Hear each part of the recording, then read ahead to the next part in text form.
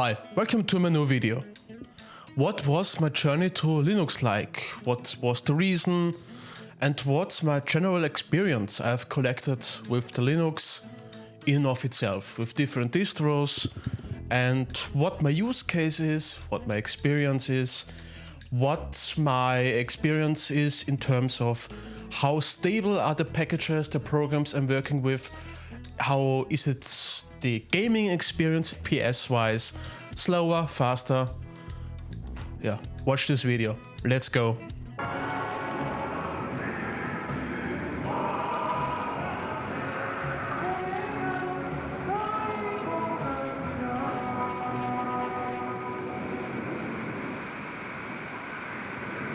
Yeah, I'm currently having a playlist on YouTube focusing on music production on Linux, and in which I talk about, you know, with the Pipewire Audiodriver you get way lower latency. Lower latency is better, if you don't know that. And in general, and also in gaming FPS, even Windows native programs running faster on Linux, and yada yada yada. But what I really want to get into now is, first of all, to explain what my reasons were to switching to Linux. And yeah, it's more rambling video, but I'm really interested what your journey was like.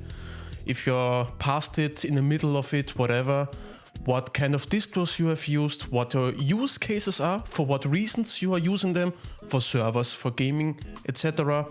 I'm really interested, write it in the comment section. But yeah, let's start. Before, a bit more than a year ago, I was a typical Windows user.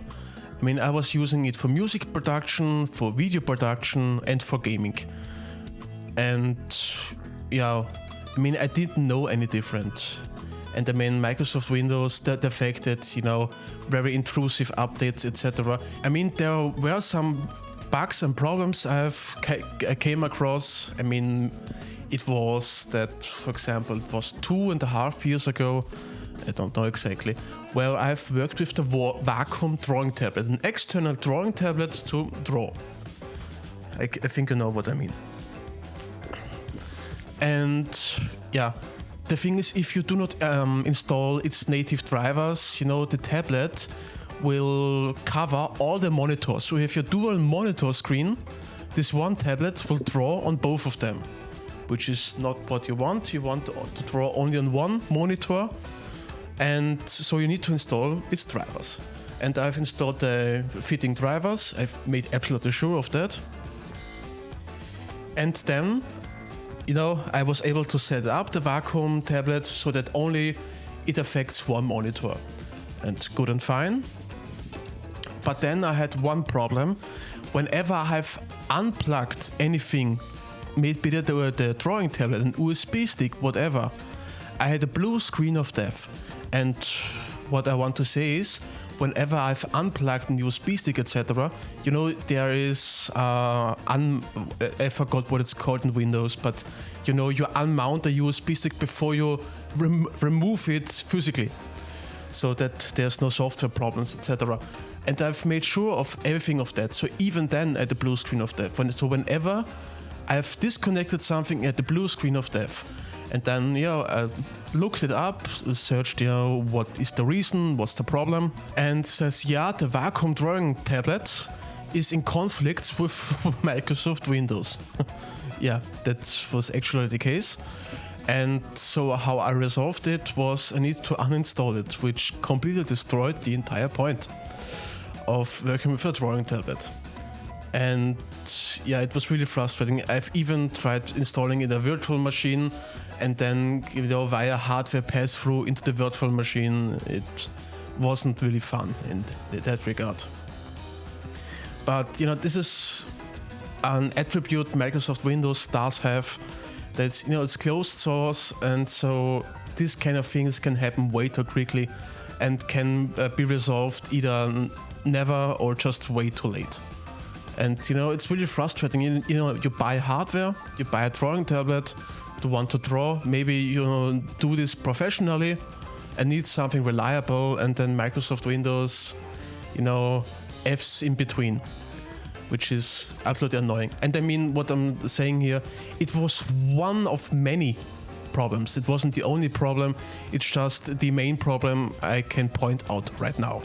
And I mean, the experience, it was also really frustrating. Whenever I've reset my Windows PC, because I needed to do this every year, because at some point Microsoft Windows started acting weird, even though I didn't install anything, and so I needed to reinstall Windows Microsoft in order to come back to its, base of installations, how it would be like if you newly install it.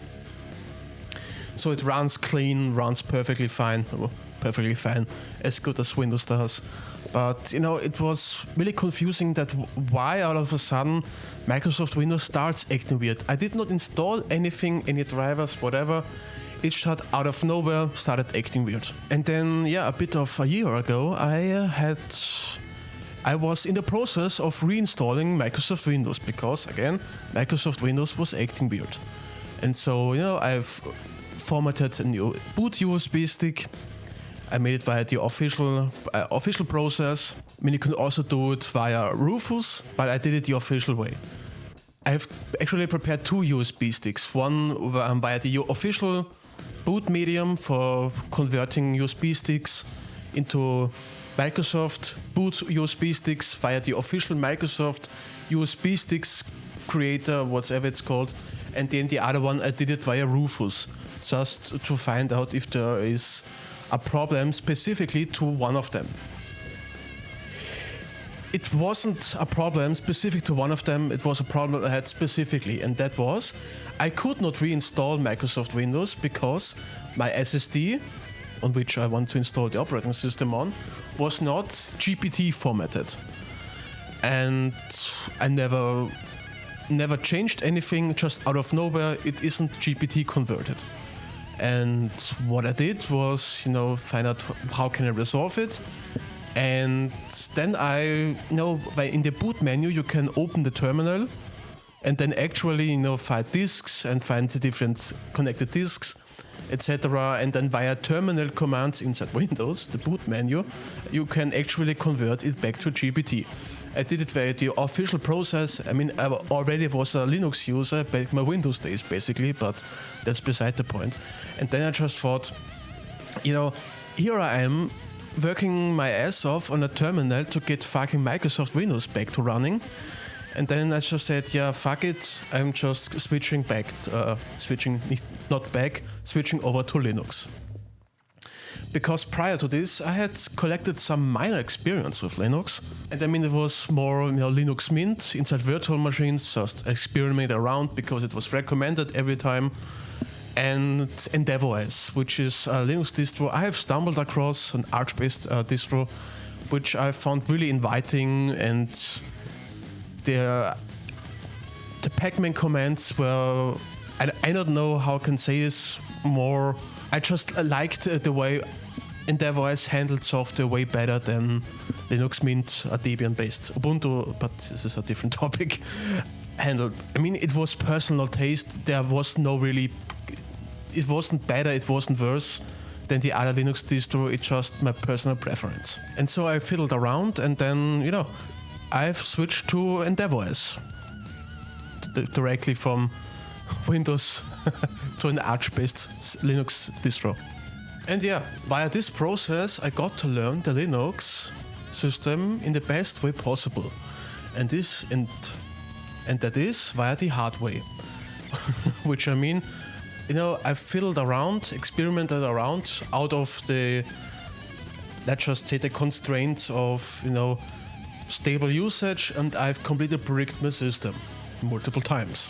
But via this process, I got really to learn the different functions, the different commands, what you can do and what you should not do on your system, as I said previously, via the hard way.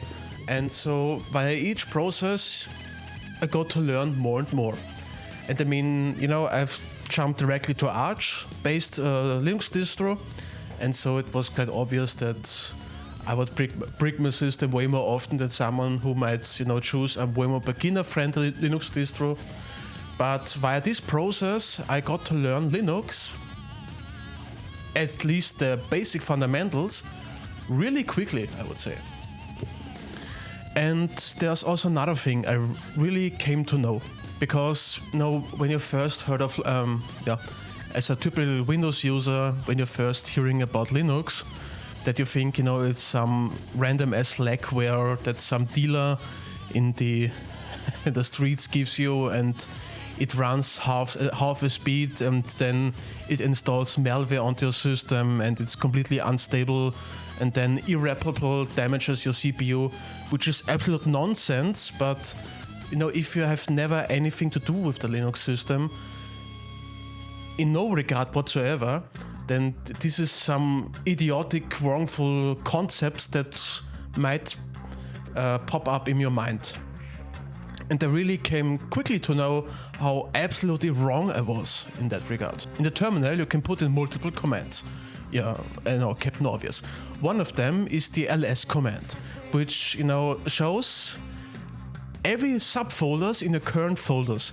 You don't need to know that, but it's just a terminal command to see, these certain folder documents, etc. are in this current directive I'm in.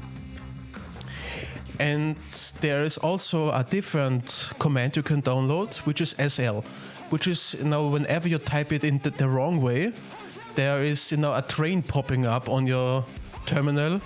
And it's a stupid as random shit, but I really love it because it really shows something fundamental.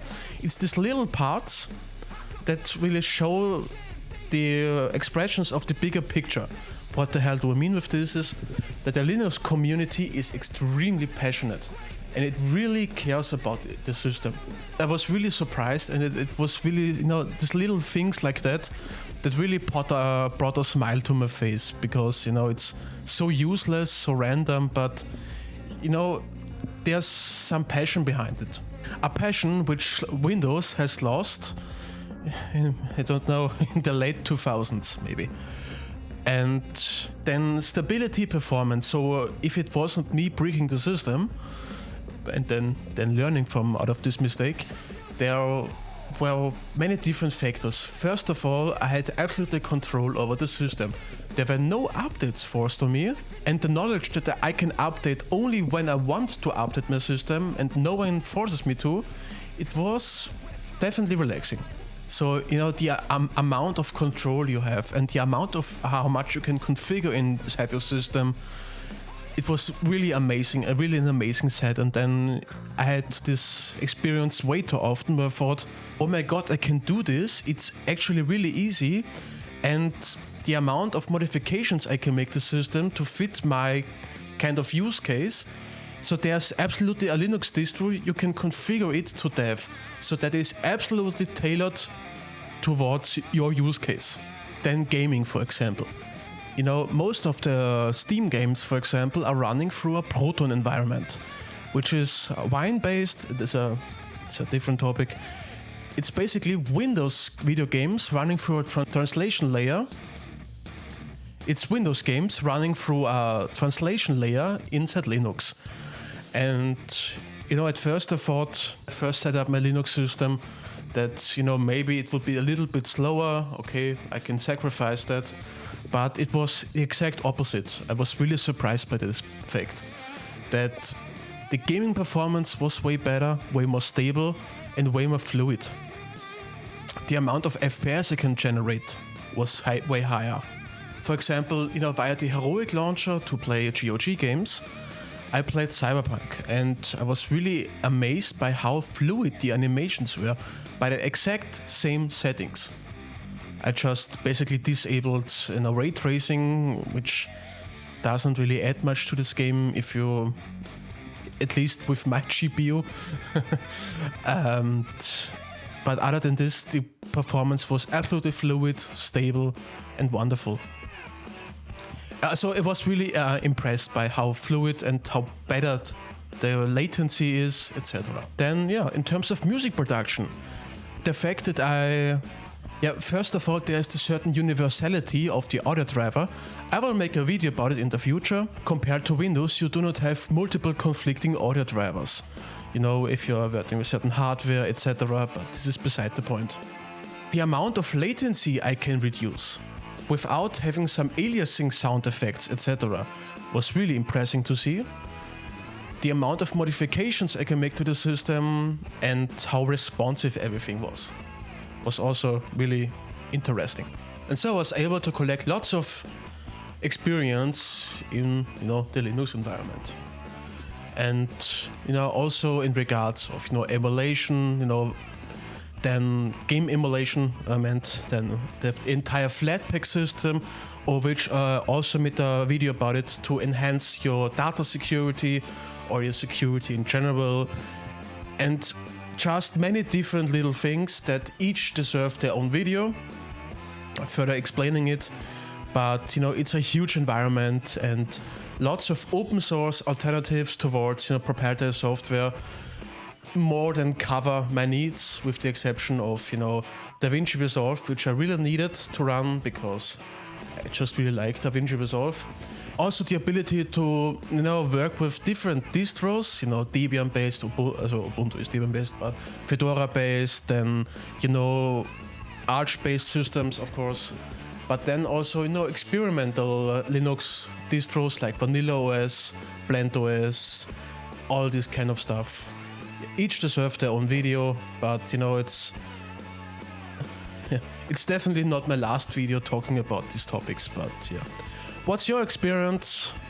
What are the good things, the bad things that you have worked with, experienced, etc.? Write it down in the comment section. And yeah, keep working, because there's still much to do, and go read Berserk.